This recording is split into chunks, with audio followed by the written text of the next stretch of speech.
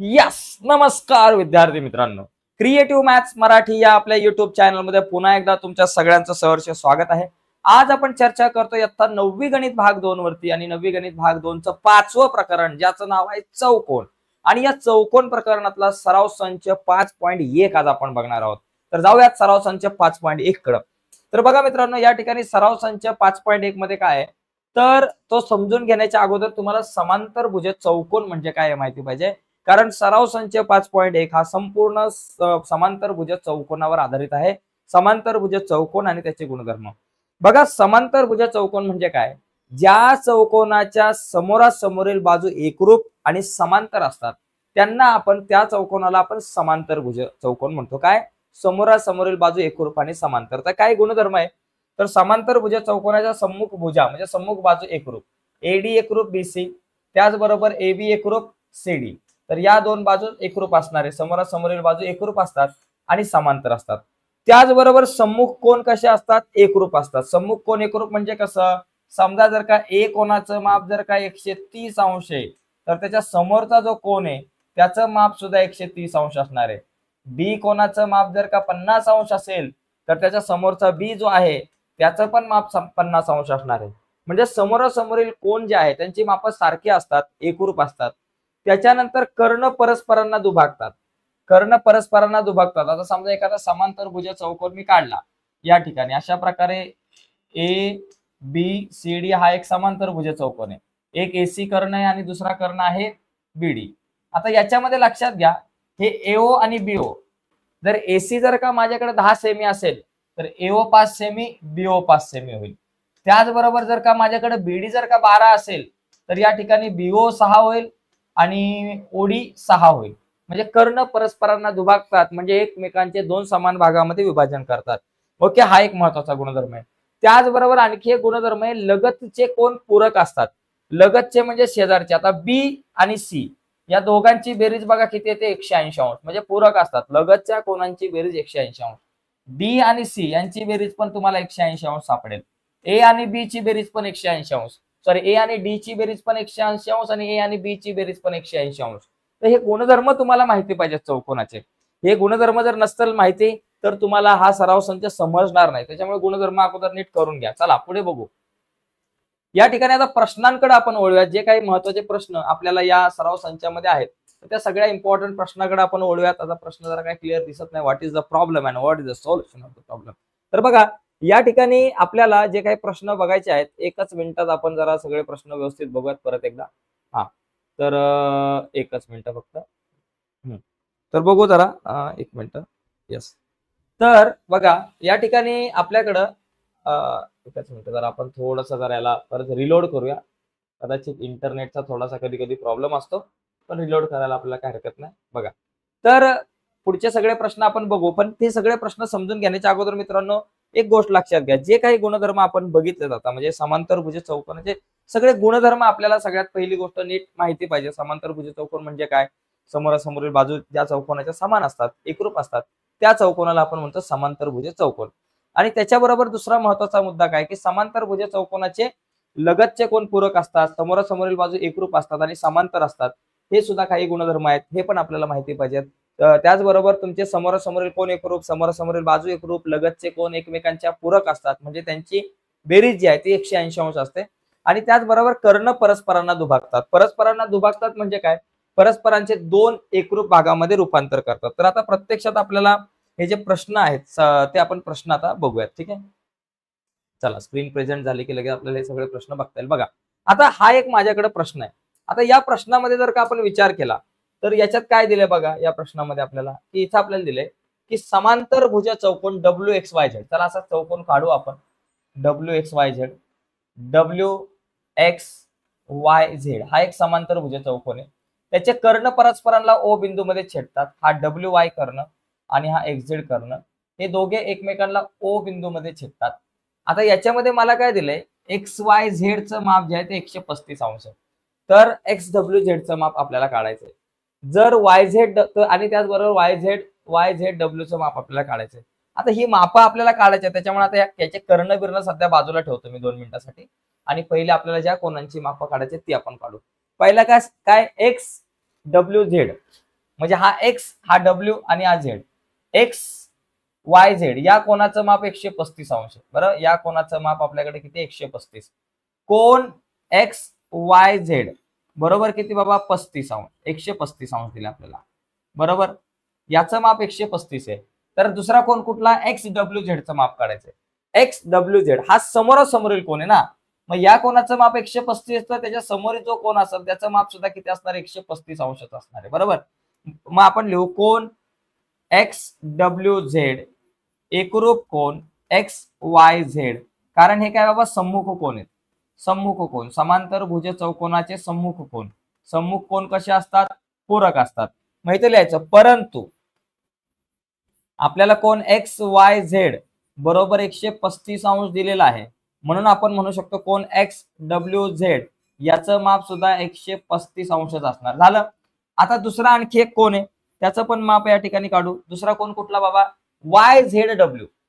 Y Z W. आता या कोणाचं माप काय असणार बाबा, बघा हा कोण आणि हा कोण, हे दोन लगतचे कोण आहेत. या दोघांची बेरीज 180 अंश असणार आहे, मगाशी आपण बघितलं. मग तसं आपण लिहू की बाबा कोण एक्स वाय झेड अधिक कोण W Z Y. W Z Y, W Z Y असेल किंवा वाय झेड डब्ल्यू असेल, काय म्हणायचं ते म्हणा, वाय झेड डब्ल्यू बरोबर 180 अंश. इथं या लगतचे कोण.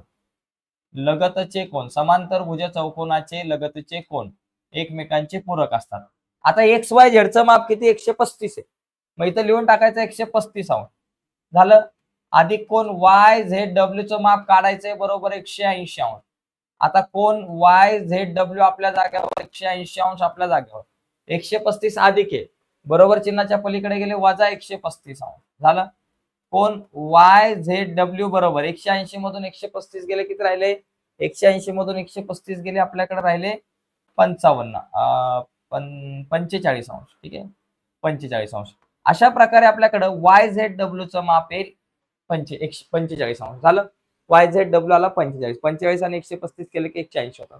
आता याच्यानंतर पुढचा एक महत्वाचा मुद्दा आहे ज्याच्यामध्ये मला काय दिलंय की हे दोन कर्ण एकमेकांना ओ बिंदूमध्ये छेदतात. हा कर्ण एकमेकांना ओ बिंदूमध्ये छेदतात आणि आपल्याला काय दिले ओ वायचं माप दिले 5 सेमी दिले. तर आपल्याला डब्ल्यू वाय काढायचं. हा डब्ल्यू वाय किती असणार आहे, डब्ल्यू एक्स वाय झेड. तर मला डब्ल्यू वायचं किती असणार आहे. आता कर्ण परस्परांना दुभागतात. समांतर भुज चौकोनाचे कर्ण परस्परांना दुभागतात. समांतर भुज चौकोनाचे कर्ण परस्परांना दुभागतात. परस्परांना दुभागतात म्हणजे परस्परांचे दोन एकरूप भागामध्ये रूपांतर करतात. आपल्याला माहिती आहे दुभागतात. म्हणून आपण म्हणू शकतो की आपल्याला जर डब्ल्यू वाय काढायचा तर तो डब्ल्यू वाय जो आहे तो ओ वायच्या डबल असणार आहे. दुभागतात म्हणजे हा भाग एकरूप हा भाग म्हणजे डब्ल्यू ओ एकरूप ओ वाय. बरोबर, डब्ल्यू ओ आणि ओ वाय सारखे. मग ओ वाय 5 तर डब्ल्यू ओ सुद्धा 5. मग 5 आणि 5 10 झाले. डब्ल्यू वाय किती झालं तुमच्याकडे 10 झालं. फक्त तुम्ही लिहू शकता डब्ल्यू वाय बरोबर 2 गुणिले ओ वाय. डब्ल्यू वाय बरोबर किती 2 गुणिले ओ वाय. 2 गुणिले ओ वाय ची किंमत किती 5 आहे. मग लेंथ ऑफ डब्ल्यू वाय बरोबर किती आलं 5 2 10 सेंटीमीटर वगैरे तुम्ही लिहू शकता. तर अशा प्रकारे मित्रांनो आपल्याला हे प्रश्न सॉल्व्ह करता येईल, सोडवता येईल. मी थोडा बाजूला होतो. याचा जर तुम्हाला स्क्रीनशॉट वगैरे हवा असेल तर तुम्ही घेऊ शकता. ठीक आहे. याच्यानंतर मग आपण जरा थोडंसं पुढे जाऊयात. पुढचे काही प्रश्न या ठिकाणी आता आपण बघूयात. प्रश्न क्रमांक दुसरा जो आहे तो या ठिकाणी आता आपण बघू. चला तर बघा थांबण्याच्या अगोदर एक रिक्वेस्ट आहे. बरीच मुलं या ठिकाणी नवीन आहेत. नवीन असाल तर प्लीज पटकन चॅनल सबस्क्राईब करून त्या बाजूला असलेलं बेलचं बटन झटक्यान दाबून टाका. चला प्रश्न पुढचा महत्वाचा बघा. प्रश्न क्रमांक दुसरा प्रश्न बघा. समांतर भुज चौकोन एबीसीडी मध्ये बघा जर का माझ्याकडे एबीसीडी हा एक समांतर भुज चौकोन आहे. एबीसीडी बरोबर ए बी सी आणि डी. कोण ए चं माप किती 3x अधिक 12 अंश आणि बी चं माप किती 2x वजा 32 अंश. तर मला सी आणि डी यांचे माप काढायचे. आता लक्षात घ्या ए आणि बी हे दोघं जण लगतचे कोण आहेत. समांतर भुज चौकोनाच्या बाबतीमध्ये जर विचार केला तर लगतचे कोण एकमेकांचे पूरक असतात. म्हणजे या दोघांच्या मापांची बेरीज 180 अंश असणार आहे. म्हणजे आपल्याला माहिती आहे की कोण ए अधिक कोण बी बरोबर 180 अंश. कारण बाबा इथं लिहायचं लगतचे कोण. हे बाबा आपले लगतचे कोण आहे. लगतचे कोण आणि लगतचे कोण एकमेकांचे पूरक असतात. कोण ए चं माप 3x अधिक 12 आहे ते लिहून टाका, अधिक b चं माप 2x वजा 32 आहे ते लिहून टाका, बरोबर 180 लिहून टाका. आता 3x आणि 2x, 3 आणि 2 किती झाले 5x, 5x झाले. वजा 32 अधिक 12, वजा अधिक वजा बाकी, 32 मधून 12 गेले 20, फक्त मोठ्या संख्येचं चिन्ह वजा 20, बरोबर 180 अंश. आता बघा 5x आपल्या जाग्यावर, 180 अंश आपल्या जाग्यावर, वजा 20 आहे बरोबर चिन्हाच्या पलीकडे गेले अधिक 20. 5x बरोबर 180 आणि 20 किती झाले बाबा 200 अंश झाले. x आपल्या जाग्यावर, 200 आपल्या जाग्यावर, 5 गुणिले बरोबर चिन्हाच्या पलीकडे गेले भागिले, x बरोबर किती 5 चोक 20, x बरोबर 5 चोक 20 म्हणून 40 अंश. x ची किंमत किती आली 40 अंश. झालं, x आपल्याकडे आला 40. आता मला x ची किंमत नाही काढायची, मला कोणाची किंमत काढायची, कोण c आणि d चं माप काढायचं. आता बघा कोण c आणि त्याच्या समोरचा कोण b, दोघं जण एकमेकांना एकरूप, सॉरी c आणि त्याच्या समोरचा कोण a, बरोबर ना. कोण c आणि a एकरूप आहे, सम्मुख कोण, बरोबर ना. इथं c आणि कोण a एकरूप आहे, कारण काय बाबा हे आहेत सम्मुख कोण, हे एकमेकांचे सम्मुख कोण आहे, समोरासमोरील कोण. आणि कोण a चं माप काय आहे 3x अधिक 12 आहे, a चं माप आहे 3x अधिक 12. मग आता मला सांगा 3 गुणिले x ची किंमत किती 40 आहे, 40 अधिक 12, 4 त्रिक 12 म्हणजे 120 अधिक 12, 120 अधिक 12 किती झालं 132 अंश. म्हणजे कोण c चं माप आपल्याकडे आलंय 132. आता कोण d चं माप काढू, चला. आता कोण d चं माप काय असणार आहे, कोण d आणि d ला एकरूप कोण कुठला आहे b, d आणि b चं एकरूप असतं, कोण d बरोबर कोण b, कारण हे दोघे एकमेकांचे आहेत सम्मुख कोण, सम्मुख म्हणजे समोरासमोरील कोण, आणि समोरासमोरील कोण एकरूप असतात. मग कोण b चं माप किती 2x वजा 32 आहे, मग इथं लिहायचं 2x वजा 32 अंश. आता 2 गुणिले x ची किंमत किती आहे बाबा 40 आहे, 40 वजा 32. आता 4 दुने 8, 80 वजा 32, 80 मधून 32 गेले किती राहिले बाबा 48 राहिले, 80 मधून 32 गेले आपल्याकडे राहिले 48, तर 48 अंश. तर कोण d चं माप किती 48, c चं माप 132 आणि d चं माप आपल्याकडे आलं 48. ठीक आहे, तर एकदम सोपा प्रश्न आहे. अशा प्रकारे हा प्रश्न सोडवू शकतो आपण. याचा स्क्रीनशॉट वगैरे घ्यायचा असेल तर तुम्ही पटकन घेऊ शकताय. याच्यानंतर आपण पुढच्या प्रश्नाकडे जाऊया, तोपर्यंत हा जो प्रश्न आहे व्यवस्थित तुम्ही लिहून घ्या. ठीक आहे, तर बघा मित्रांनो या ठिकाणी हा दुसरा प्रश्न झाला. आता तिसरा प्रश्न बघू आपण.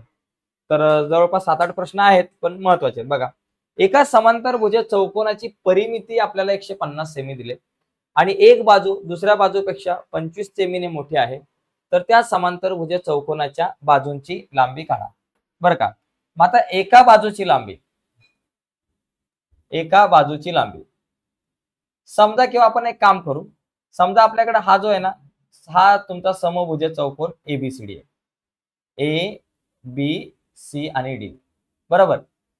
आता समजा एका बाजूची लांबी आपण x सेंटीमीटर म्हटली, समजा ही एक बाजू x आहे तर तिच्या समोरची पण ही x झाली, बरोबर.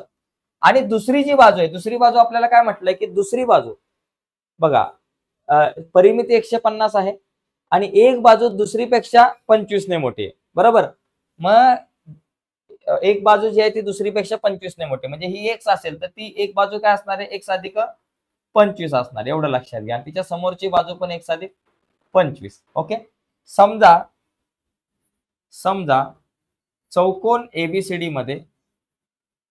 मध्ये एक बाजू बघ एबीसीडी मध्ये AB बरोबर CD बरोबर x सेमी पकडा, आणि दुसरी आपल्याकडं AD बरोबर BC बरोबर x अधिक 50 सेमी आपल्याकडे आहे.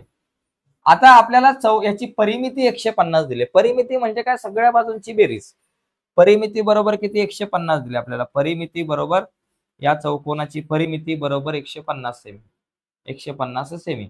परिमिती म्हणजे सगळ्या बाजूंची बेरीज. मग बघा AB अधिक BC अधिक CD अधिक AD बरोबर 150 सेमी. AB किती आहे, AB x आहे, BC x अधिक 25 आहे, लिहून टाका.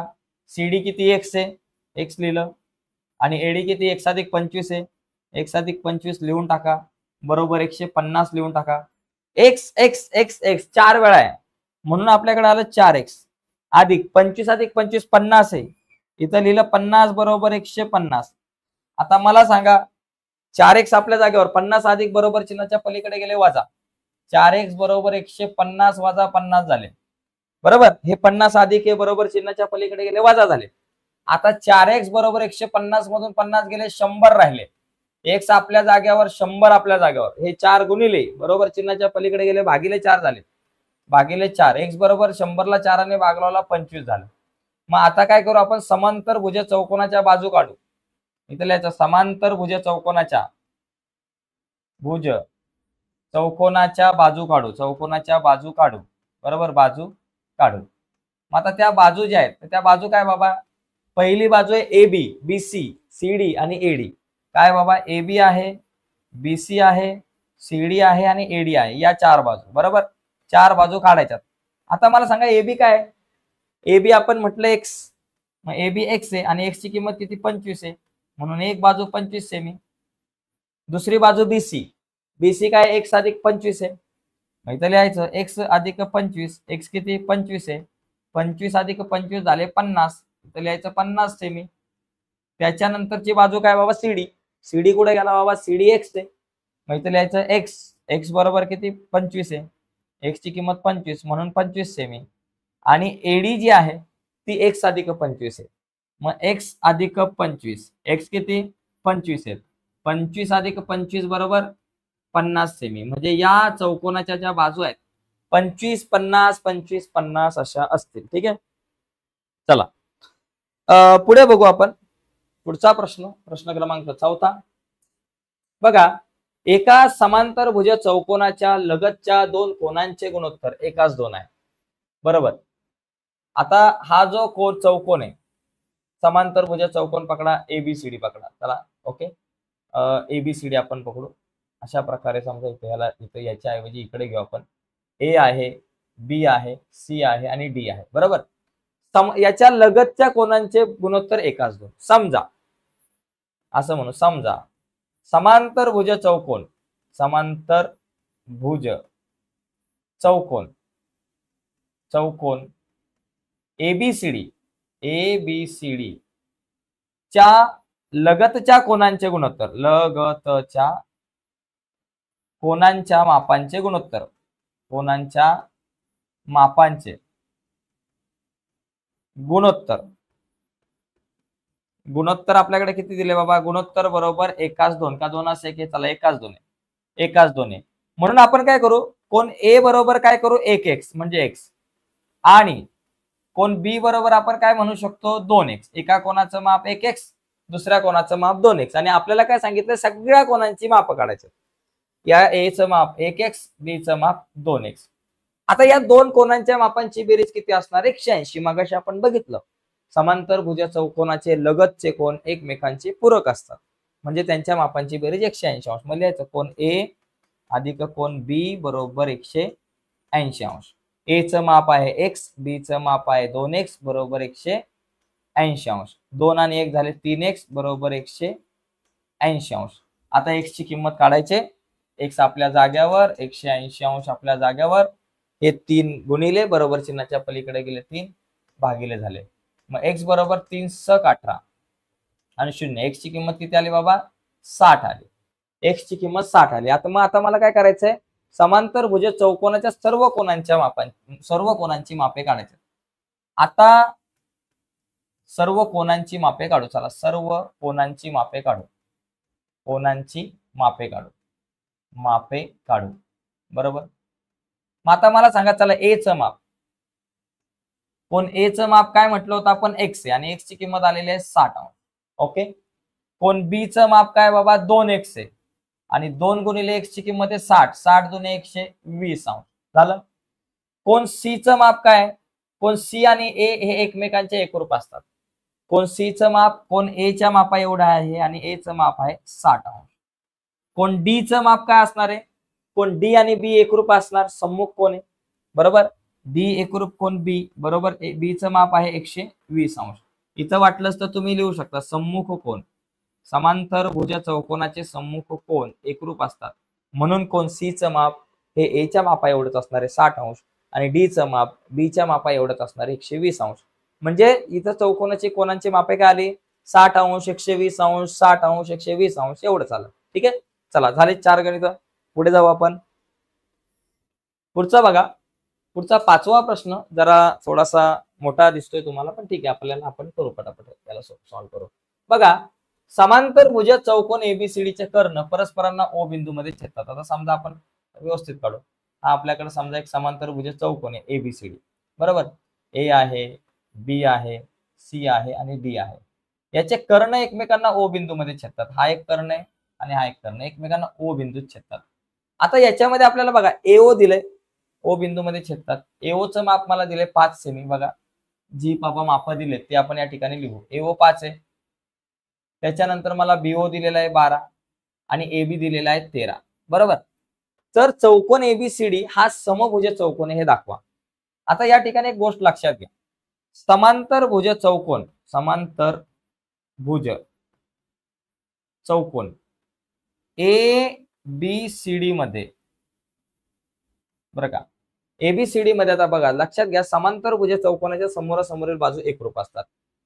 एबी बरोबर सीडी हे दोघं किती असणार आहे बाबा, 13 सेंटीमीटर, 13 असणार आहे, कारण एबी 13 आहे तर सीडी पण तुमच्याकडे 13 असणार आहे. आता हा जर समभुज चौकोन आहे हे असं दाखवायचं असेल तर याच्या सगळ्या बाजू 13-13 सेमीच्या आल्या पाहिजेत. आणि त्याचबरोबर एओ बरोबर ओसी, एओ बरोबर ओसी बरोबर किती असणार आहे, एओ जर का 5 आहे तर ओसी पण तुम्हाला किती असणार, किती मिळणार आहे बाबा, 5. ही एओ जर 5 असेल तर तुम्हाला ओसी पण किती मिळणार, 5 सेमीच मिळणार, 5च मिळणार, बरोबर. आणि बीओ 12 आहे तर ही ओबी पण तुम्हाला ओडी किती मिळणार आहे, 12च असणार, हे पण लक्षात घ्या. हे कर्ण परस्परांना दुभागतात, त्याच्यामुळं एओ आणि ओसी बरोबर 5 आणि त्याचबरोबर आपल्याकडं बीओ बरोबर ओडी बरोबर 12 असणार आहे. कर्ण परस्परांना दुभागतात, इथं लिहायचं कर्ण परस्परांना दुभागतात. समांतरभुज चौकोनाचे कर्ण परस्परांना दुभागतात, ठीक आहे.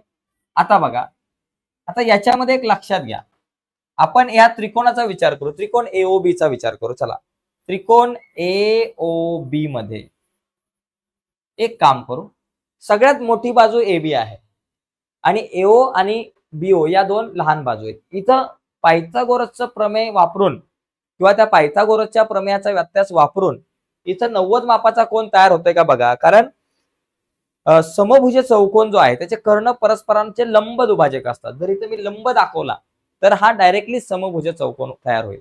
मग आपण काय करू की या त्रिकोण एओबी मध्ये एबीचा वर्ग बघा काय, एबीचा वर्ग बरोबर आपल्याकडे काय येतं, एबीचा वर्ग बरोबर एबीची किंमत आहे 13 आणि 13चा वर्ग येतो 169, याला आपण नंबर 1 म्हणू, बरोबर.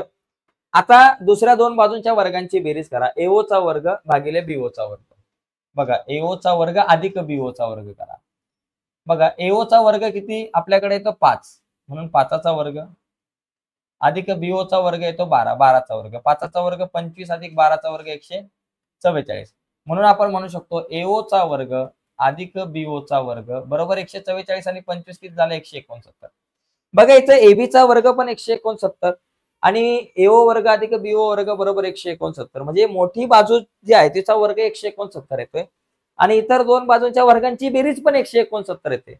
म्हणून आपण म्हणू शकतो की बाबा एबीचा वर्ग बरोबर एओचा वर्ग अधिक बीओचा वर्ग. म्हणून आपण म्हणू शकतो पायथागोरसच्या प्रमेयाच्या व्यत्यासानुसार, इथं लिहायचं व्यत्यासानुसार त्रिकोण एओबी हा काटकोन त्रिकोण आहे, ठीक आहे. हा एक काटकोन त्रिकोण झाला, ओके. म्हणजे बाबा हा एक काटकोन त्रिकोण. आता काटकोन त्रिकोण म्हणजे कुठला कोण 90 मापाचा, एओबी 90 मापाचा, म्हणून आपण म्हणू शकतो की कोण एओबी बरोबर 90 अंश, बरोबर. म्हणजे याचा अर्थ एओ लंब बीडी म्हणजेच एओ लंब बीडी आणि याचाच अर्थ एसी लंब बीडी होतो, ओके. आता एसी आणि बीडी लंब आहे म्हणजे याचा अर्थ हा जो कोन आहे बीओसी, म्हणून कोन बीओसी बरोबर 90 अंश मापाचा होणार आहे, कारण इथं लंब आहे ना, म्हणजे बीओसी पण 90 मापाचा. मग म्हणून काटकोन त्रिकोण बीओसी मध्ये आता या बीओसी मध्ये पायथागोरसच्या प्रमेयानुसार बीसी काढा. ही बीसी 13 आले की ही पण 13, म्हणजे सगळ्या बाजू 13 झाल्या. ओके, याच्यामध्ये सूत्र काय येईल? बीसीचा वर्ग बरोबर बीसीचा वर्ग बरोबर बीओ वर्ग अधिक एसी वर्ग ओसी वर्ग. बीओचा वर्ग अधिक ओसीचा वर्ग. पायथागोरसचा प्रमेय तुम्हाला माहिती आहे. बीसी वर्ग बरोबर बीओ वर्ग अधिक ओसी वर्ग. बीओ किती? 12चा वर्ग. बीसीचा वर्ग बरोबर 12चा वर्ग अधिक 5चा वर्ग. बरं, बीओ 12 आहे म्हणून बीओच्या जागेवर 12चा वर्ग, ओसी 5 आहे म्हणून ओसीच्या जागेवर 5चा वर्ग. 12चा वर्ग येतो 144, 5चा येतो 25. 25 आणि 144 169. बीसीचा वर्ग 169, मग बीसी किती झालं? 169चं वर्गमूळ 13. म्हणजे आपल्याकडे बीसी बरोबर 13 आहे, म्हणून आपण म्हणू शकतो की बीसी 13 तर एडी पण 13. बरोबर, बीसी बरोबर 13 म्हणून बरोबर एडी पण आहे, ते पण आपल्याकडे 13 आलं. कारण काय बाबा? सम्मुख भुजा. बरोबर. आणि आपल्याकडे बघा, आणि आपल्याकडे ए बी आणि सीडी सुद्धा 13 आहे. तसेच ए बी बरोबर सीडी बरोबर 13 झालं. ए बी आणि सीडी पण 13 आहे. म्हणून आता इथं आपल्याकडे बघा, म्हणून ए बी बरोबर बीसी बरोबर एडी बरोबर सीडी ह्या सगळ्या बाजू एकरूप आल्या. बरोबर. ए बी बघा, या ठिकाणी असं वाटलं असेल, या बघा, ही ए बी बरोबर ही बीसी बरोबर ही सीडी बरोबर एडी, म्हणजे 4 बाजू एकरूप झाल्या. या चौकोनाच्या 4ही बाजू एकरूप झाल्या, कारण 4ही बाजू 13 सेमीच्या आहेत. मग ज्या चौकोनाच्या 4ही बाजू एकरूप असतात त्याला आपण समभुज चौकोन म्हणतो. म्हणून चौकोन एबीसीडी हा समभुज चौकोन आहे. समभुज चौकोन आहे असं आपण या ठिकाणी म्हणू शकतो. ती ही एक पद्धत आहे.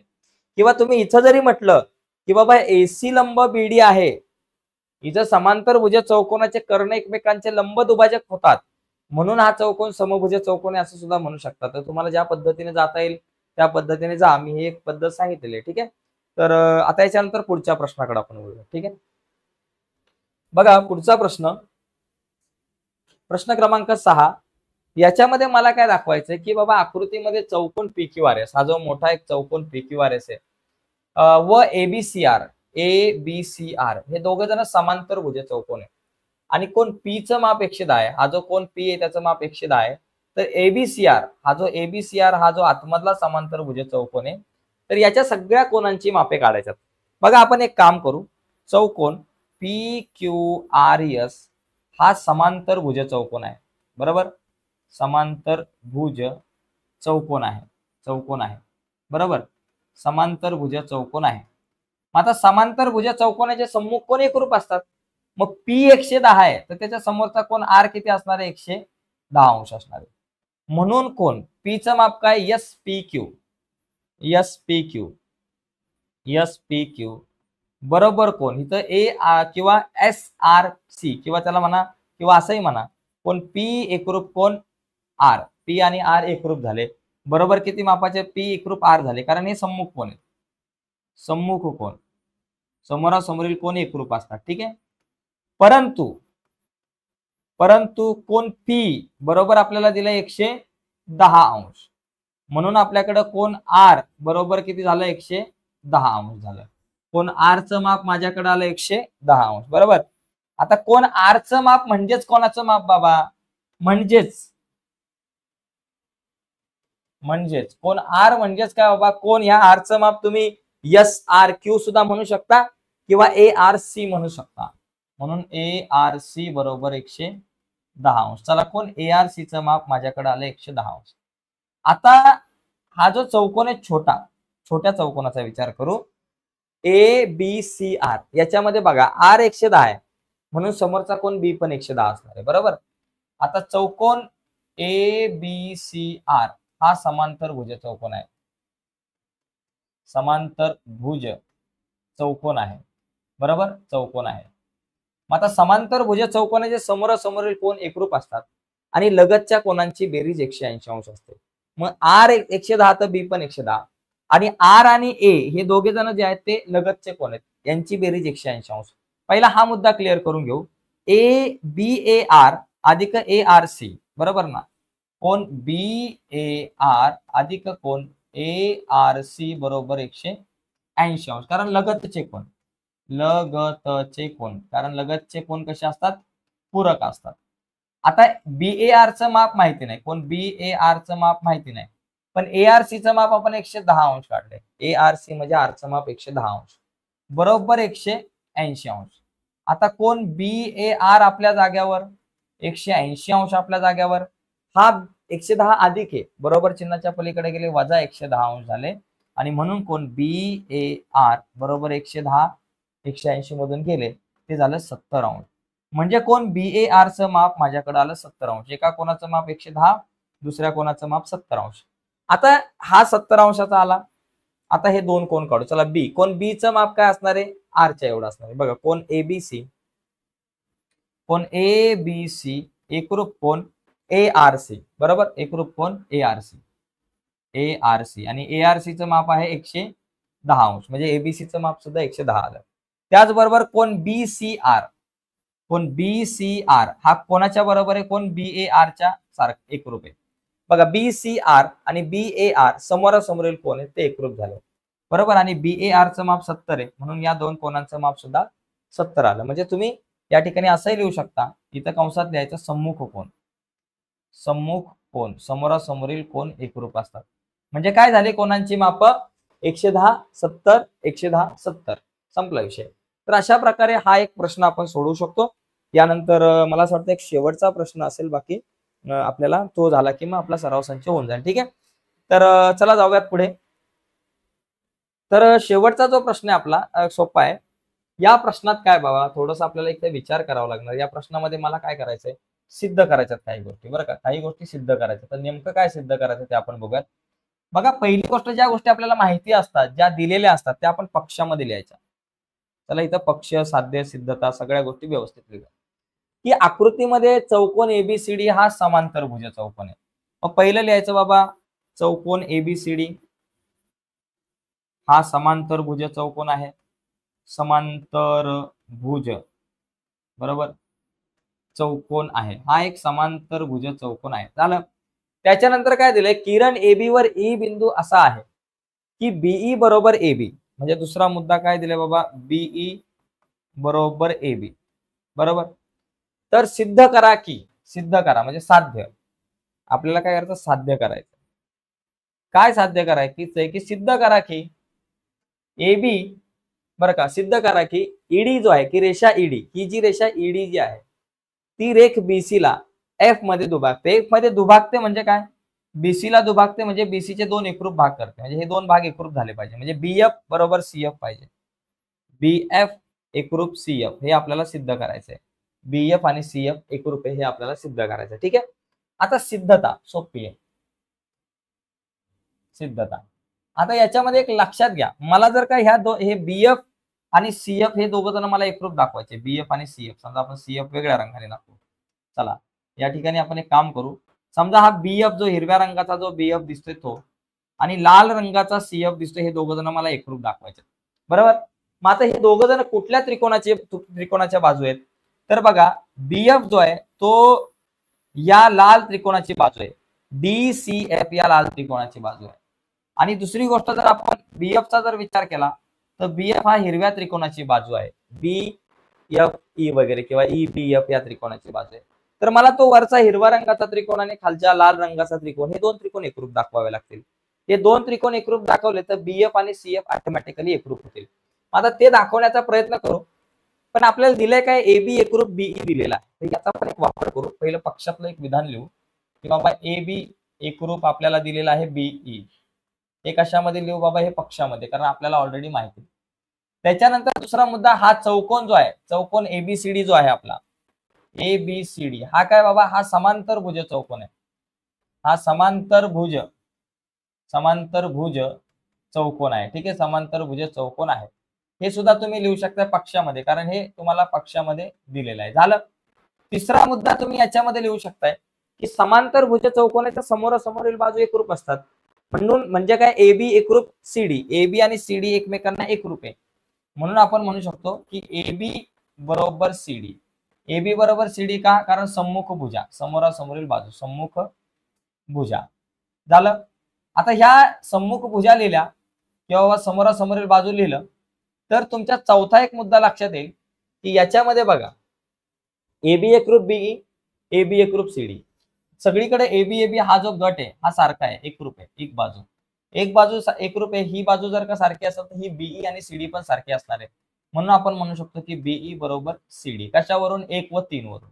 इथं लिहायचं 1 व 3 वरून लिहायचं इमानदारी. झालं. एवढं लिहिलं. आता आपण हे दोन त्रिकोण बघूयात. एक आहे त्रिकोण ईबीएफ, त्रिकोण ईबीएफ बघा, त्रिकोण ईबीएफ व त्रिकोण दुसरा कुठला बघा ईबीएफ झाला, दुसरा डीसीएफ मध्ये व त्रिकोण डीसीएफ मध्ये. याच्यामध्ये बघा कुठले घटक एकरूप दिसतात तुम्हाला. पहिली गोष्ट मला बीई आणि ही जी सीडी ही बाजू एकरूप दिसते, पण त्याचबरोबर हे बघा एई समांतर आहे, एई समांतर सीडी बरोबर, या दोन रेषा समांतर. आणि जर तुम्ही ही जर छेदिका पकडली ईडी, कुठली ईडी जर का तुम्ही छेदिका पकडली तर बघा झेड मध्ये तयार होणारे हे कोण, अशा प्रकारे झेड मध्ये तयार होणारा हा कोण ई आणि हा कोण डी, हे दोन कोण बघा असे झेड मध्ये तयार होतात. म्हणजे झेड मध्ये तयार होणारे जे कोण आहेत ते एकमेकांचे कुठले असतात? व्युत्क्रम कोण असतात. आणि व्युत्क्रम कोण जे आहे ते नेहमी एकरूप असतात. म्हणजे हा कोण आणि हा कोण हे दोन कोण एकरूप आहे. कुठला कोण? बीईएफ बघा, कोण बीईएफ एकरूप कोण. या कोणाचं माप सीडीएफ, सीडीएफ व्युत्क्रम कोण. इथे लिहायचं व्युत्क्रम कोण, व्युत्क्रम कोण बरोबर. व्युत्क्रम कोण लिहायचे. आता हे व्युत्क्रम कोण लिहिले, व्युत्क्रम कोण आपल्याकडे एकरूप असतात. झालं. त्याच्यानंतर सहावा मुद्दा, आपण ह्या दोन त्रिकोण मला एकरूप दाखवायचे, त्यासाठी पहिली ही एक कोणांची जोडी झाली. त्याच्यानंतर हा कोण एकरूप, हा कोण. त्याच्यानंतर बाजू बीई आणि बाजू सीडी, सीडी एकरूप आहे. बीई आणि सीडी एकरूप आहे.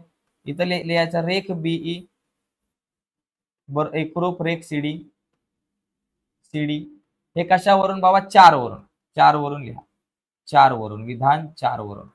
आणि त्याच्यानंतर आपण सातवा मुद्दा लिहू शकतो की अजून कुठले कोण मला या ठिकाणी एकरूप दिसतात. तर बघा आता हे जरा मी बाकीच्या सगळ्या गोष्टी रफ करतो. इथे बघा माझ्याकडे समजा ही एक रेषा आहे आणि ही समांतर आहे आणि ही जर छेदिका पकडली मी बीसी, बीसी जर छेदिका पकडली तर बघा इथं उलट्या झेड मध्ये येणारे काही कोण आहेत.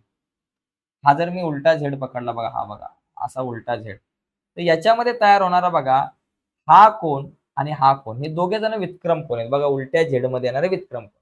आणि व्युत्क्रम कोणांची जोडी नेहमी एकरूप असते. म्हणून आपण लिहायचं कोण. या कोणाचं नाव काय? ईबीएफ. कोण? ईबीएफ एकरूप कोण. आणि या कोणाचं नाव काय? डीसीएफ, डीसीएफ द्या, डीसीएफ. हे कुठले कोण आहेत? हे सुद्धा व्युत्क्रम कोण आहेत, व्युत्क्रम कोण. ओके, व्युत्क्रम कोण. व्युत्क्रम कोण कसे असतात? एकमेकांचे एकरूप असतात. झालं. मग आता म्हणून तुम्ही लिहू शकता की त्रिकोण ईबीएफ एकरूप त्रिकोण डीसीएफ, हे दोन त्रिकोण एकरूप झाले. कुठली कसोटी?